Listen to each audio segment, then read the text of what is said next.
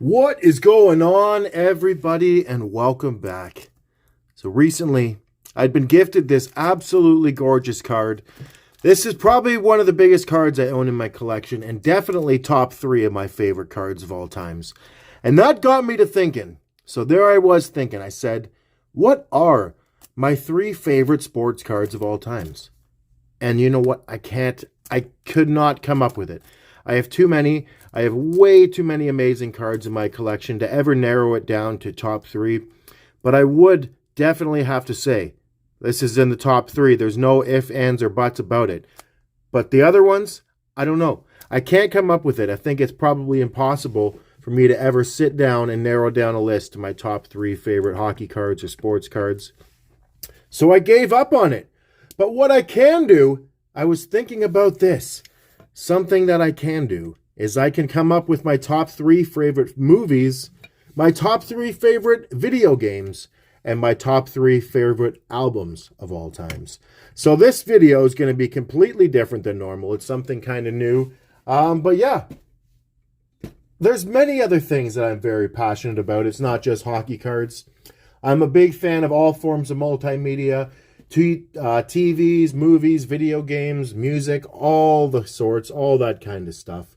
So what I've done here today is I've picked out my 3 favorite movies, my 3 favorite video games, and my 3 favorite albums, and we're going to talk about it quickly here. So I guess what we will start with is I'm going to start with the movies. So we're going to get going here. Number 3, my 3rd favorite movie of all times. I don't know how many people have seen this. When I was growing up, this is one of the biggest movies. Me and my friends watched this over and over and over again in high school. I could not tell you how many times I've seen this movie. It's one of Johnny Depp's best. For damn sure one of Johnny Depp's best movies. He's never really done anything bad, but this is one of his best for sure. This is an incredibly funny movie. It's one of the most quotable movies of all times. Like, when I get together with my old friends, it seems we just can't stop quoting this movie. It's hilarious. It's about Hunter S. Thompson. Great movie. There's a lot of movies about Hunter S. Thompson. There's Where the Buffalo Roam. There's The Rum Diary. He was an old writer for Rolling Stone magazine back in the 70s and 80s, and I believe even the 60s. Yeah, sorry, 60s, 70s, and 80s. A very eccentric guy, quite the personality. I'm sure most people have seen this movie. If you haven't, I don't know. It's definitely worth a watch. It's absolutely hilarious. I've always loved this movie. Great movie. Benicio del Toro, Johnny Depp, Tobey Maguire. I believe that's the first movie Tobey Maguire was ever in. Not that he's in it for very long, but it's absolutely hilarious. It's a classic. And then number 2. This is another one. This movie, I love this. Like, I can't tell you how much I love this movie. Back in the day, I don't know if anybody remembers Columbia House. Do people remember Columbia House? It was a thing. They would send you around these catalogs in the mail. You would pick out a whole bunch of movies and DVDs. What? Black Mass. Black Mass. Huh? Okay, that's confusing. But yeah, Columbia House. I feel like my parents and my family were actually the only people who ever paid for the stuff they ordered from Columbia House. Because they know it was the big thing that nobody ever had to pay. You could order as much stuff as you want from Columbia House and no one ever paid for it. And back then, movies, DVDs, CDs, all that kind of stuff, they were a hot commodity before the internet and before all these streaming sites. And they weren't cheap. I remember we got this movie, Princess Mononoke. I don't know. It just looked strange. I liked the artwork on it. That's all I had seen. That's all I needed to know. I picked it out in the catalog because I liked the artwork. And this movie is breathtaking. It was the first Studio Ghibli movie I'd ever seen. It's probably the first anime movie I'd ever seen. And it is wild. It's a beautiful story about life and nature and gods and humans and all the kinds of crazy stuff. But it's a beautiful movie. I love this. Studio Ghibli, Princess Mononoke. It's great. Definitely check it out if you guys haven't seen it and if you're interested in anime. And my favorite movie of all times is kind of a wild one. It's a movie. I talk about it all the time, and nobody knows about this. Everybody I talk to about this movie has never heard of it before. It's called True Romance. The only copy of it I have is in this massive, big Quentin Tarantino collection thing. Where are we here? True Romance. How has nobody ever heard of this movie? I don't know. It always confuses me. It's always a shock to me that nobody's heard of it. With the cast that's in this movie, Brad Pitt and James Gandolfini and Samuel Jackson and Christian Slater, Christopher Walken, like the list goes on and on of all the big movie stars at the time that were all in that movie. It's a great movie, and as the title says, True Romance, it is a love story, but Quentin Tarantino, so I'm assuming you guys can kind of put two and two together. It's going to be quite action-packed. It's a remake of the first movie he ever made, which was called My Best Friend's Birthday, and apparently the story behind that was it was a film school movie that he had made, and they had completely filmed the whole movie, and before it was ever released, there was a huge fire at a film studio, and they lost the entire thing. And then what happened 10 years after they lost all the footage of the film in that fire, he got a whole bunch of famous actors together, and they remade it essentially and called it True Romance. It's a great story, beautiful movie, and you know what? I haven't seen it in a while. It's been a couple years. I might just watch it tonight. You never know. So there it is. That's my first movie, my favorite movie of all times, True Romance. If you haven't seen it, I'm not surprised. The name is going to scare a lot of people off. It sounds like some stupid love story, but it is so much more than that. So yeah, I just spoiled number 3 of my favorite video game of all times. Now it's time to transition into the video game section. Video games have been a huge part of my life. Growing up with two brothers, this was just a huge part of our lives growing up. I've always been a big fan of Nintendo and Sony and like all those old consoles like that. I'm still a big video gamer, but I prefer the retro games, the retro consoles and things like that. And here we are with my third favorite video game of all times, and by far my favorite Mario game of all times. I absolutely love this. I'll never forget the first time I saw this game being played on the screen. I went down the street to my friend's house, and it was summer break. I walked into his basement, and I heard this incredible music, this mesmerizing music playing as I walked down the stairs, and I saw this beautiful, colorful game playing on the screen with Mario sitting on this dinosaur guy right here. And I'm like, what on earth am I seeing? He said, it's the new Mario game. New Mario game? I had never heard of it at the time. I'd never even seen a Super Nintendo before. That was the first time I'd ever seen it. And it blew my mind. I never forget that feeling of seeing this game being played at the first time. I didn't get a Super Nintendo for years. Like, we never had a Super Nintendo growing up as kids. I didn't get one until I got my first job when I was 13, 14, 14, whatever it is. And I picked up this game. This is the same copy I've had ever since. I love this game. I seem to beat it like once a year. It's probably the most nostalgic game of all times. It's fun. You can pick it up, play it for 5-10 minutes. You don't need to invest too much time. Great game. Great music. How can you not like Super Mario World? Okay, this is probably the most difficult decision I had in this whole thing. Deciding between number 2 and number 1 of my favorite video games of all times. I don't know. This is one that was tough, but I stand by my decision. And here we go with number 2. Probably the most important video game of my life. It could be my favorite video game. I don't know. But I stand by my decision with number 1. This game right here, Final Fantasy VII. I've had this copy for so long, as you can tell.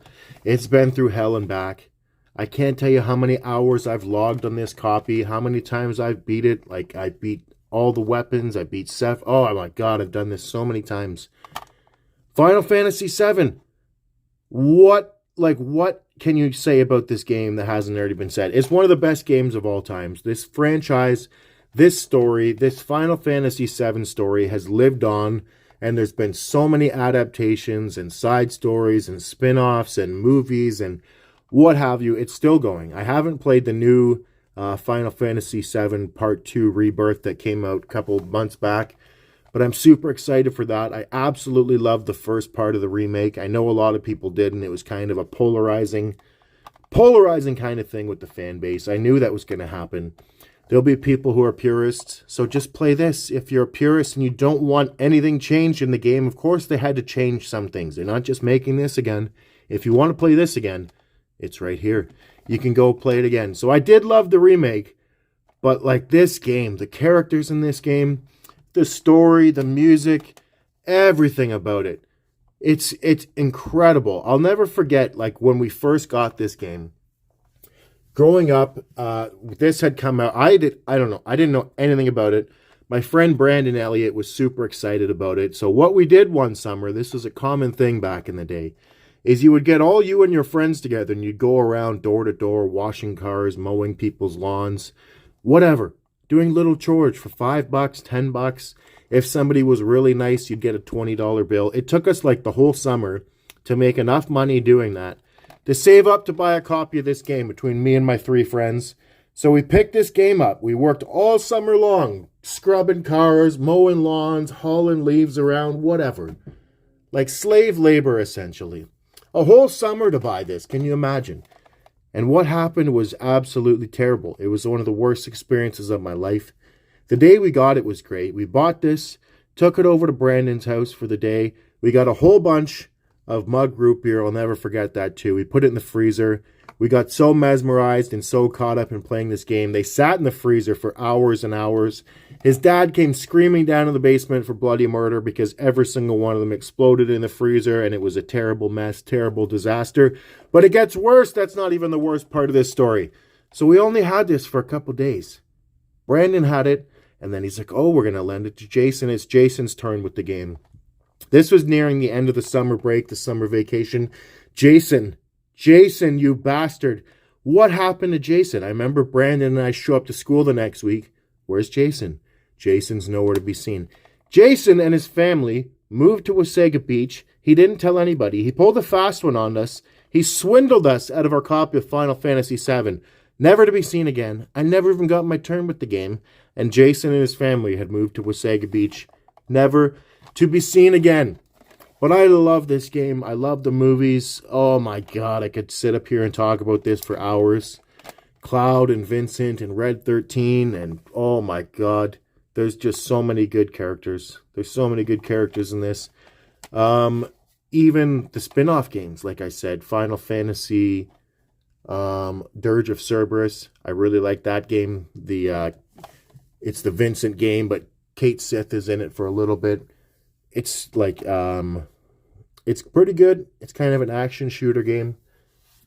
The one on the PSP, Final Fantasy VII. Why can't I think of the name of it right now? Final Fantasy Crisis Core, the Zack and Cloud story on the PSP is another great game. I really enjoyed the remake of that too. But I love this. I can't tell you how much I love this franchise. As far as franchises go, if I was ever to say my favorite video game franchise, it's definitely Final Fantasy, hands down. I've played them all. I love them all. I didn't understand them when I was a kid. I'll never forget watching my older brother play like the really old Final Fantasy games, like 6 and 1 and stuff like that. And I just had no idea what was happening. I didn't understand it. I was too young and too stupid. But now I love these games. I love Japanese turn-based games. Big fan of that. Love the old school JRPGs. And now, this was a tough one. This is a tough one, but this is my favorite video game of all times. My favorite game ever made is right here. I can't tell you how shocked I was when I first bought this. Like, I've always been a fan of the Zelda games. I've always really liked the Zelda games. But I would never say it's my favorite franchise or they're my favorite games by any means. But when this damn game came out, oh my God. I cannot tell you how much I got caught up and sucked away in this world. This is insane. This game is, you can't argue. Nobody can stand there and boldface argue that this is not the greatest video game ever made. The amount of stuff you can do, the only things you can't do in this are things that you can't come up with in your own mind. The sequel, Tears of the Kingdom technically is a better game. You can do a lot more with the crafting and building and all those kinds of things, but This is a perfect game. It's absolutely perfect. Like the sense of exploration and the sense of adventure in this is beautiful. The combat is so much fun. Like there's just so much to suck you into this world. They've put so much time developing the actual like world. The actual environments in this are so in depth and so beautiful. So yeah, here it is. Here it is. My favorite video game ever made is Legend of Zelda Breath of the Wild. I'll never forget that feeling in this game when you first do that little tutorial part and you climb up on this little mound here and it scans out over all of Hyrule and it shows how massive and how big the world is. And then you realize you can go anywhere you want. If you can see it, you can go there. And that was such like, it gave you chills essentially seeing that part in that game, knowing that anywhere you want to go, you can essentially go there. Get this out of the way. And now I've got my 3 favorite albums of all times here. So these ones are a little bit all over the place. My taste in music is very all over the place. It's eclectic to say the least. So these are pretty random. You might be a little bit confused here, but these are my 3 favorite albums of all times, at least of now. This is the one that probably changes the most and has changed a lot over the years. But we will start here with number 3. And this might not fit on the screen. I have all these in vinyls. So we have The Misfits. Famous Monsters by The Misfits. This album is incredible. Don't let the cover fool you. They look all mean and scary. And don't get me wrong, they're scary dudes. They're all huge, muscly guys. And they really, I'm not going to lie, when I was a kid, I didn't like The Misfits because they looked so damn scary. I'll never forget going to Warped Tour, and these guys were always at Warped Tour. But I was too afraid to go watch them. I don't know what it was. I was young. I was only like 13 at the time, and they just look really intimidating. But then you start to listen to The Misfits, and it's really, really good stuff. Obviously, it's old school punk music, but it's really inspired by like oldie kind of music, like Elvis and Roy Orbison and kind of stuff like that. It's really chorus driven. There's a ton of good songs on this album. Like, oh my God. Here, let me do a little bit of this here. So, look at this. Everyone on here. Forbidden Zone, great song. Scream, that was one of the biggest songs when I was in high school. That's like the Halloween theme song. Scream is such a good song. Saturday Night might be the best Misfits song of all times. That one kind of sounds like modern day Elvis. The lyrics are pretty dark. The lyrics are pretty aggressive. But it's a great song. Beautiful song. I love it. And it just keeps going. Look at this. All the good songs. Descending Angel, Fiend Club, Helena. Oh my God. This album is brilliant. I could listen to this on repeat over and over and over. The camera fell over. But as I was saying, I could listen to this album over and over again and never get sick of it. There's so many good songs. It's a whole bunch of different stuff. This is back when albums were meant to listen to from start to finish. That's something that we've kind of lost with music these days, is that everything is just released as a single or like one song at a time, and you don't get that sense of flow when you listen to an album from start to finish. And you get like, you hear a story, you hear an album, essentially. It's hard to explain, but I'm sure most people out there probably know what I'm talking about. But that's it. That's number 3. And now I have number 2 here, my second favorite album of all times. And this is one that came out of nowhere. I won't lie to you. I was not a Fleetwood Mac fan at all growing up. My parents listened to Fleetwood Mac sometimes, like off and on. They weren't like the biggest Fleetwood Mac fans by any means. And then one day, I don't know, about 10 years ago, I bought this album and I put it on, and holy shit, this is incredible. Like, as I said before, you want to talk about flow to an album. This is wild. This is the best album. I was shocked. Like I said, I never really listened to Fleetwood Mac very much. And I listened to this one night, and I probably listened 10 times in a row. And I think it stayed on my record player for a couple years. This was the only record I listened to on the turntable for the longest time. It's brilliant. It is brilliant. I love this album so much. I remember my parents had this, and I remember looking at this album cover when I was a kid. I'll never forget it. It's a very nostalgic album cover. But I love it. Fleetwood Mac Rumors, my second favorite album of all times. And now for number one. And just like my copy of Final Fantasy VII, I do have a better copy of this. But this is one that I've had for so long. I think my dad gave me this. I don't know where I got this, but let me get it upside down. I'm sure most people can already tell what this one is here. We have my number one favorite album of all times is Pink Floyd's Dark Side of the Moon. I cannot tell you. I've listened to this thousands of times. This is the one album I've listened to more than anything. Pink Floyd is probably my second favorite band, my second favorite artist of all times. I would have to say Bob Marley is my favorite artist of all times, but every Pink Floyd album, I love it. They're all different. They're all different vibes, and there's a lot of different genres of Pink Floyd, and their musical style really does change quite a lot throughout the years. But this for me is my favorite. I love Dark Side of the Moon. I've always loved this album. When I think of this, I think of road trips with my dad, just driving around in the car, driving around the cottage, driving around the States, listening to Pink Floyd, talking about Pink Floyd. This is my dad's favorite band, is Pink Floyd. So I'll always have a very special place in my heart for Pink Floyd. And this album, there's not a bad song on here. This is just brilliance. This album is musical genius at its best. And I can't say enough good things about Pink Floyd and that album, but that's one that I'm sure everybody has already heard. Everybody, it's no surprise. Like, you know what I mean? We all know Dark Side of the Moon. We all know Pink Floyd. So that's it. Like I say, this is a little bit of a different video here today, but I wanted to do something different. And what I really want to get out of this is please, please, please, if you are still listening to this video at this time, if you're still around, let me know in the comments section. They don't have to be all the movies, video games, or albums, but let me know some of your favorite movies, some of your favorite albums. If you're a video gamer, let me know what are some of your favorite video games. I would love to know. I would absolutely love to know. So please leave me a comment section letting me know what are some of your favorite movies, video games, and albums. I appreciate you all checking out this video today. I hope you all have a great day. And what am I doing? I almost forgot that thing that I'm supposed to do here. I got so caught up in the moment.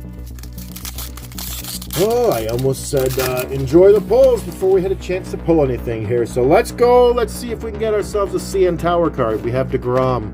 We have Gibson. We have Volpe. We have Aaron Judge. We did not. No CN Tower. We got a Cabrera rookie. And we got a fancy little bird. A Sarima. Have a great day, everybody.